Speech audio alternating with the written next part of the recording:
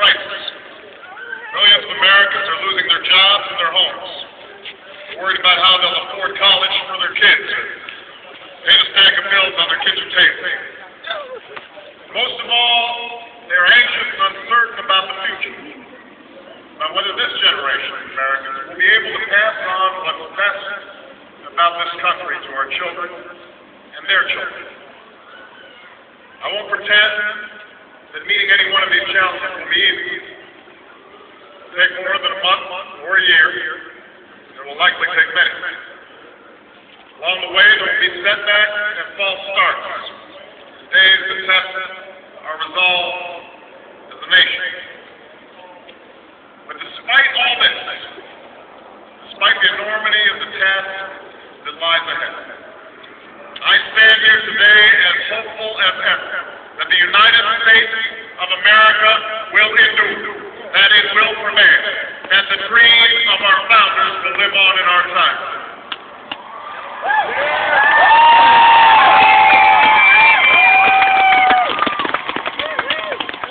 What gives me hope is what I see when I look out across this moment. From these monuments are chiseled those unlikely stories that affirm our unyielding faith. Faith that anything is possible in America. Rising before us stands a memorial to a man who led a small band of farmers and shopkeepers in revolutions against the army of an empire, all for the sake of an idea. On the ground below is a tribute to a generation that withstood war and depression. Men and women like my grandparents who toiled on bomber assembly lines, marched across Europe, free the world from tyranny's grasp. Directly in front of us is a pool that still reflects the dream of a king, the glory of a people who marched and bled so that their children might be judged by their character's content. And behind me, watching over the Union East Stage, sits the man who in so many ways made this day possible. And yet, as I stand here today, what gives me the greatest hope of all is not the stone and marble that surrounds us, but what fills the spaces in between. It is you, Americans of every race and region and station, who came here because you believe in what this country can be and because you want to help us get there.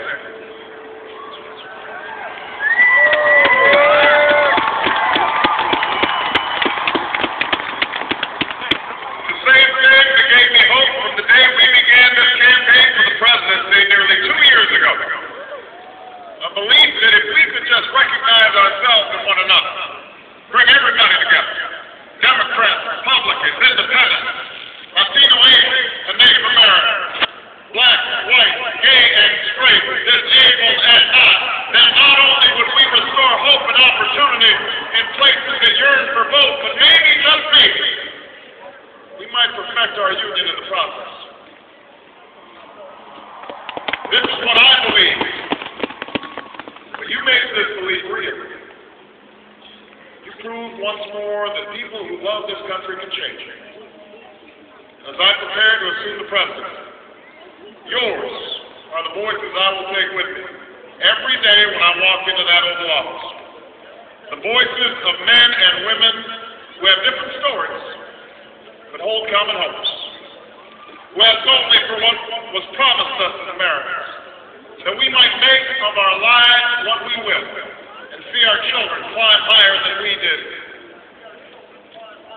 It is this thread that binds us together in common effort, that runs through every memorial on this wall, that connects us to all those who struggled and sacrificed and stood here before.